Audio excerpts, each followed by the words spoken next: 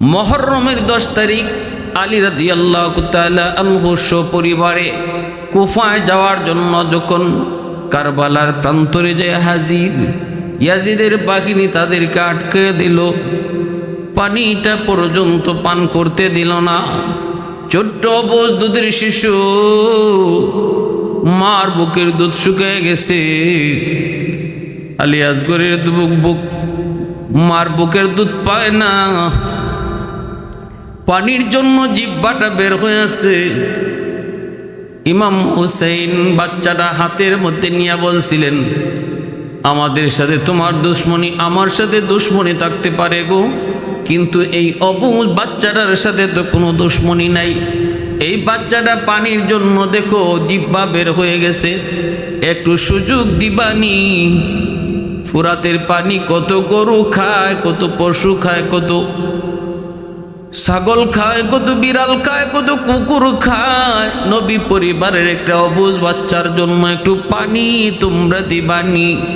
কিন্তু না, সীমারের দল, পাষাণ হৃদয়ের দল, ওদের দিল নরম হলো না, দিল না। শেষ পর্যন্ত নবী পরিবার এখানে শহীদ হলেন। ইমাম হোসেন রাদিয়াল্লাহু তাআলা আনহু শহীদ হলেন। এরপরে ওনার মাথারা দ্বিখণ্ডিত করলো, বডির উপর দিয়ে যখন গোড়া চালায়া পুরা বডিটারে তারা এরকম মাটির সাথে মিশিয়ে দেওয়ার সিদ্ধান্ত নিয়েছে, তখনই বিবি ফিজা ওই পাহাড়ের উপর থেকে তিনি ওই সিংহটারে ডাক দিলেন। যেই মাত্র ডাক দিলেন, হে আবু আল হারিস, কোথায় তুমি? তোমার বন্ধু হুসাইনের দেহের সাথে বেঈমানরা খারাপ আচরণ করতে চায়। পাহাড় জঙ্গল সব কিছু পাড়ি দিয়া, সব কিছু ভেঙ্গে চড়ে যেন এই সিংহটা আসলে পরে বিবি ফিজা যখন এই ঘটনা বললেন, হুসাইনের দেহের সাথে ওরা বেয়াদবি অপমান করতে চায়, সব কিছু যেন উলট পালট করে দেবে ওই সিংহটা। একটা থাবা দিয়া মাটিকে একদম কাঁপায়া দিছে। দ্রুত বেগে ইমাম হুসাইন রাদিয়াল্লাহু তাআলা আনহুর দেহ মুবারকের কাছে চলে আসলো। সেই চোখের পানি ফালায় সিংহটা কান্দে। বন্ধুর বিরহ, মনিবের বিরহ।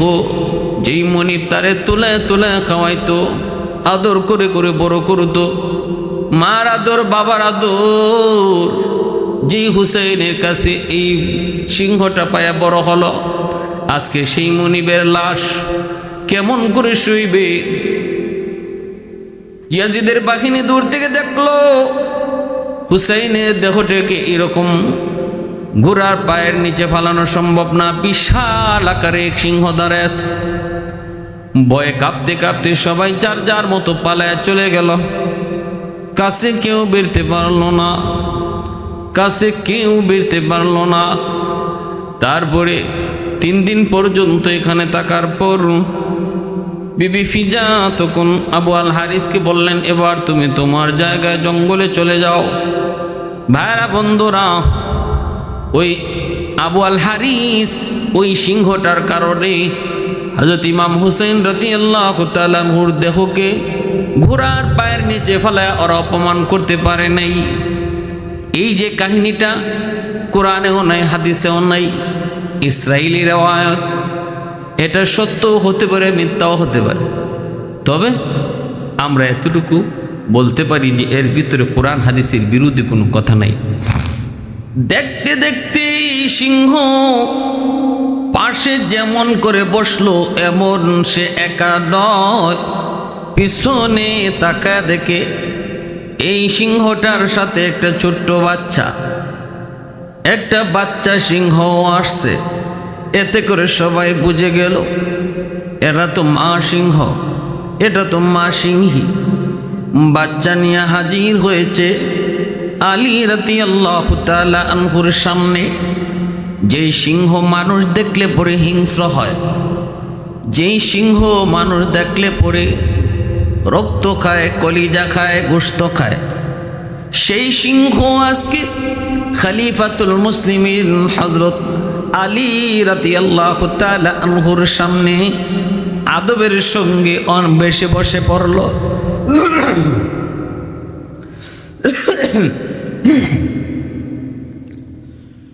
অবাক অবাক, সবাই তো অবাক, অপলক নয়নে তাকায় রইল রে। ঘটনা কি কিছুই তো বুঝলাম না। আলী রাদিয়াল্লাহু তাআলা আনহুর কাছে এসে ওই সিংহী বাচ্চা সহ হাজির হয়ে কি যেন বলতে চায়। আল্লাহর হুকুমে ওই সিংহীর জবান আল্লাহ খুলে দিলেন।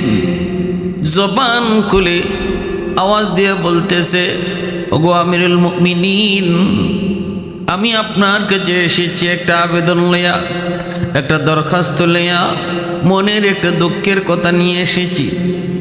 আমার এই বাচ্চাটা বড় একা, বাচ্চাটার বাবা নাই, মারা গেছে। আমিও দুর্বল, এই বাচ্চাটাকে আমি নিরাপত্তা দিতে ব্যর্থ। আমি একজন মা, কেমন করে তারে আমি নিরাপত্তা দেই, ভয় হয়। এজন্য আমি আপনার কাছে তারে নিয়ে এসেছি, আপনি তারে নিরাপত্তা দিবেন। আলী রাদিয়াল্লাহু তাআলা আনহু অবাক হয়ে গেলেন। ওই মা সিংহটাকে তিনি সান্ত্বনা দিয়ে বলতেছেন, কোনো টেনশন তুমি করবা না, ঠিক জায়গায় এসেছো। তোমার এই বাচ্চাটার জন্য আমার দরবার 100 নিরাপত্তার গ্যারান্টি দিবে। আল্লাহু আকবার। চিন্তা করছেন, আমাদের সাথে সিংহের কথা কয়। আল্লাহ রাব্বুল আলামিন কুল কায়নাত বানাইছেন আল্লাহ মানুষের খেদমতের জন্য, আর মানুষ বানাইছেন আল্লাহ তার ইবাদতের জন্য। আদ-দুনিয়া খুলিকাত লাকুম ওয়া আনতুম খুলিকতুম লিল আখিরাহ। মানুষ বানাইছেন আল্লাহ আল্লাহর জন্য, আর কায়নাত বানাইছেন মানুষের জন্য। মানুষ যখন আল্লাহর কাম করবে, কায়নাত মানুষের কাম করবে। বাঘ, সিংহ, সাপ, হিংস্র জীব জানোয়ার মানুষের ক্ষতির জন্য আল্লাহ বানাই নেই, উপকারের জন্য বানাইছে।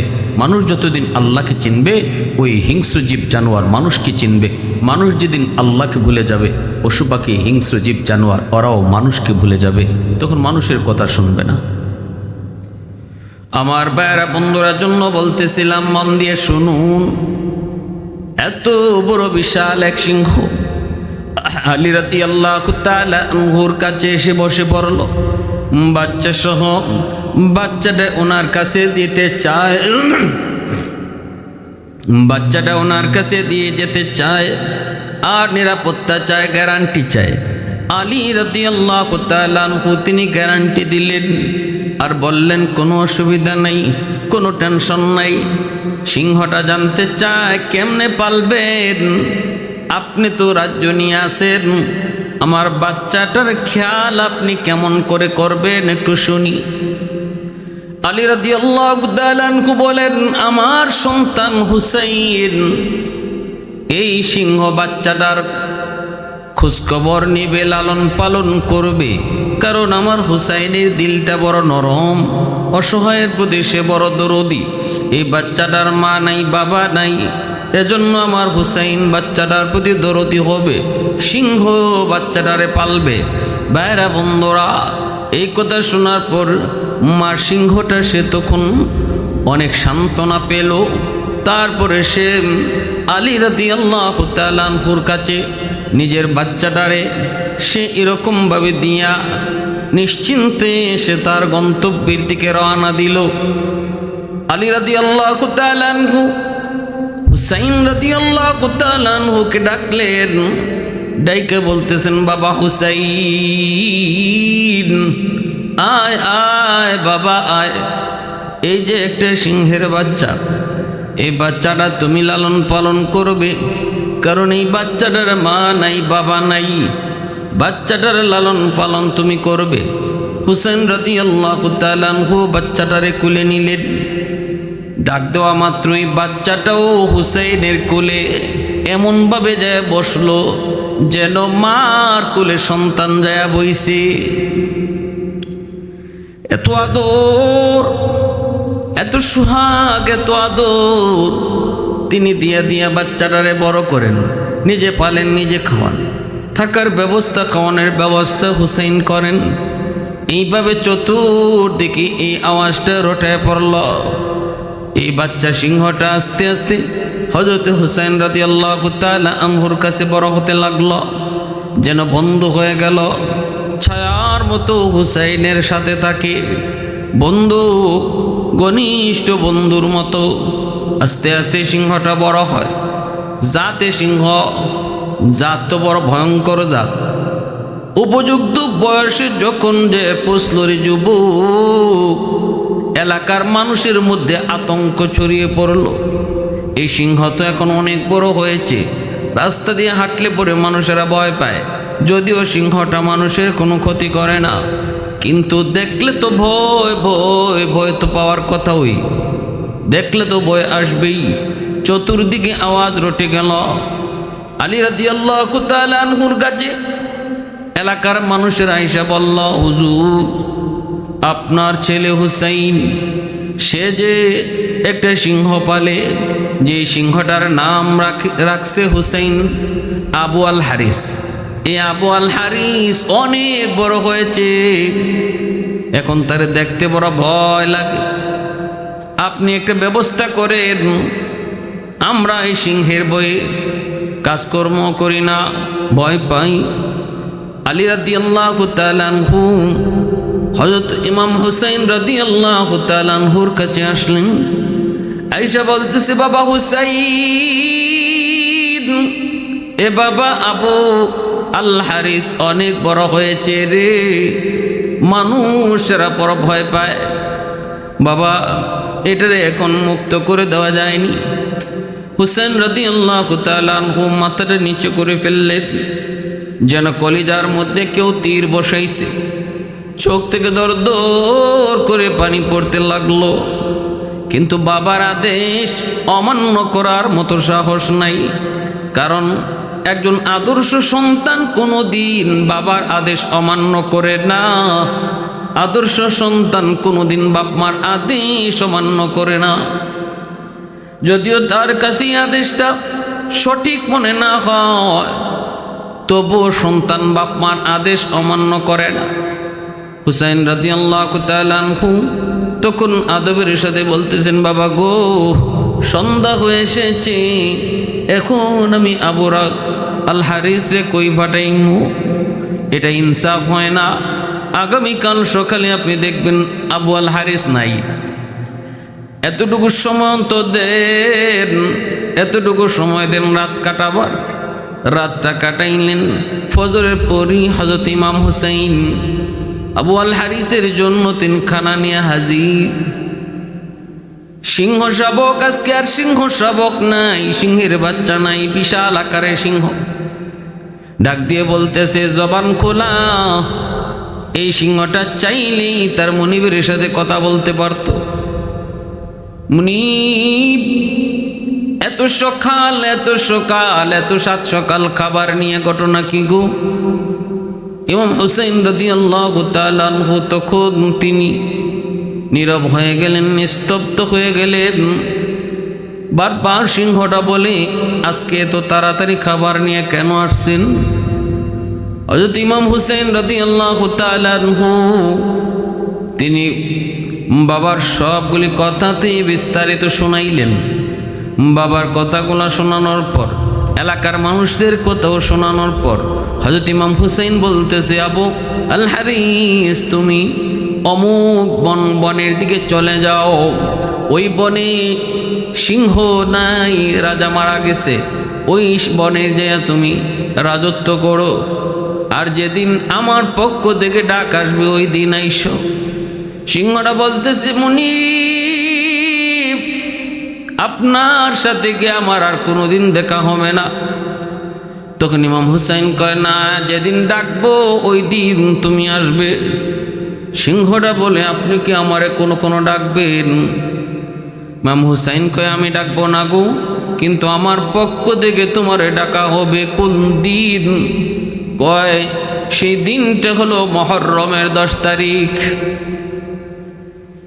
ওই মুহররমের 10 তারিখ কারবালার মাঠ, ওই কারবালার মাঠ থেকে তোমারে ডাকা হবে। আপনি কি ডাকবেন? কয় না, আমার মা ডাকবেন, আমার মা ডাকবেন। ফিজা, বেবি ফিজা তোমারে ডাকবে। ভাইরা বন্ধুরা, তাহলে বোঝা গেল কারবালার ঘটনা আমার নবী, মায়ার নবী জীবিত থাকতেও তিনি জানতেন। আল্লাহ তার নবীকে জানাইছেন। নবীও তখন হুসেনকেও বলছেন, আলীকেও বলছেন, হাসানকেও বলছেন, তারাও জানতেন এমন একটা ঘটনা নবী পরিবারের সাথে ঘটবে। সেই দিন চলে আসলো মুহররমের 10 তারিখ। আলী রাদিয়াল্লাহু তাআলা আনহু পরিবারে কুফায় যাওয়ার জন্য যখন কারবালার প্রান্তরে যায় হাজির, ইয়াজিদের বাহিনী তাদেরকে আটকে দিল, পানিটা পর্যন্ত পান করতে দিল না। ছোট্ট অবুজ দুধের শিশু, মার বুকের দুধ শুকিয়ে গেছে। আলী আসগরের বুক মার বুকের দুধ পায় না, পানির জন্য জিহ্বাটা বের হয়ে আসছে। ইমাম হুসাইন বাচ্চাটা হাতের মধ্যে নিয়ে বলছিলেন, আমাদের সাথে তোমার দুশ্মনী, আমার সাথে দুশ্মনী থাকতে পারে গো, কিন্তু এই অবুজ বাচ্চাটার সাথে তো কোনো দুশ্মনী নাই। এই বাচ্চাটা পানির জন্য দেখো জিহ্বা বের হয়ে গেছে, একটু সুযোগ দিবানি। ফুরাতের পানি কত গরু খায়, কত পশু খায়, কত ছাগল খায়, কত বিড়াল খায়, কত কুকুর খায়। নবী পরিবারের একটা অবুজ বাচ্চার জন্য একটু পানি তোমরা দিবানি। কিন্তু না, শিমালির দল, পাষাণ হৃদয়ের দল, ওদের দিল নরম হলো না, দিল না। শেষ পর্যন্ত নবী পরিবার এখানে শহীদ হলেন। ইমাম হোসেন রাদিয়াল্লাহু তাআলা আনহু শহীদ হলেন। এরপরে ওনার মাথারা দ্বিখণ্ডিত করলো, বডির উপর দিয়ে যখন গোড়া চালায়া পুরা বডিটারে তারা এরকম মাটির সাথে মিশিয়ে দেওয়ার সিদ্ধান্ত নিয়েছে, তখনই বিবি ফিজা ওই পাহাড়ের উপর থেকে তিনি ওই সিংহটারে ডাক দিলেন। যেই মাত্র ডাক দিলেন, হে আবু আল হারিস, কোথায় তুমি? তোমার বন্ধু হুসাইনের দেহের সাথে বেঈমানরা খারাপ আচরণ করতে চায়। পাহাড় জঙ্গল সব কিছু পাড়ি দিয়া, সব কিছু ব্যঙ্গে চড়ে যেন এই সিংহটা আসলে পরে বিবি ফিজা যখন এই ঘটনা বললেন, হুসাইনের দেহের সাথে ওরা বেয়াদবি অপমান করতে চায়, সব কিছু যেন উলট পালট করে দেবে ওই সিংহটা। একটা থাবা দিয়া মাটিকে একদম কাঁপায়া দিছে। দ্রুত বেগে ইমাম হুসাইন রাদিয়াল্লাহু তাআলা আনহুর দেহ মুবারকের কাছে চলে আসলো। সেই চোখের পানি ফালায় সিংহটা কান্দে। বন্ধুর বিরহ, মনিবের বিরহ। যেই মনিব তারে তুলে খাওয়াইতো, আদর করে করে বড় করতো, মার আদর, বাবার আদর, যেই হুসাইনের কাছে এই সিংহটা পায়া বড় হলো, আজকে সেই মনিবের লাশ কেমন করে শুইবে? ইয়াজিদের বাহিনী দূর থেকে দেখলো হুসাইনের দেহটাকে এরকম ঘোড়ার পায়ের নিচে ফালানো সম্ভব না, বিশাল আকারে এক সিংহ দাঁড়ায় আছে। ভয়ে কাঁপতে কাঁপতে সবাই যার যার মতো পালায় চলে গেল। কাছে কেউ বেরতে পারল না, তারপরে 3 দিন পর্যন্ত এখানে থাকার পর বিবি ফিজা তখন আবু আল হারিসকে বললেন, এবার তুমি তোমার জায়গায় জঙ্গলে চলে যাও। ভাইরা বন্ধুরা, ওই আবু আল হারিস ওই সিংহটার কারণে হযরত ইমাম হুসাইন রাদিয়াল্লাহু তাআলা আনহুর দেহকে ঘোড়ার পায়ের নিচে ফেলায় ওরা অপমান করতে পারে নাই। এই যে কাহিনীটা কোরআনেও নাই, হাদিসেও নাই, ইসরাইলি রিওয়ায়াত। এটা সত্য হতে পারে, মিথ্যাও হতে পারে, তবে আমরা এতটুকু বলতে পারি যে এর ভিতরে কোরআন হাদিসের বিরুদ্ধে কোনো কথা নাই। যদিও এটা ইসরাইলি রিওয়ায়াত, হাদিস কোরআনের কোনো ভিত্তি নেই, তবে ইমাম হুসাইন রাদিয়াল্লাহু তাআলা আনহু এবং তার পরিবার, নবী পরিবারের প্রতি মহব্বত আর ভালোবাসা একটা পশুর কি পরিমাণ ছিল, এটা এমন কোনো আজগবি কথা নয়। একটা পশু, একটা হাইওয়ান যদি আব্দুল কাদের জিলানী, মঈনুদ্দিন চিশতি তাদের খাতিম হইতে পারে, ইমাম হুসাইনের জন্য একটা সিংহ এতটা করবে, এতটা পাগল হবে।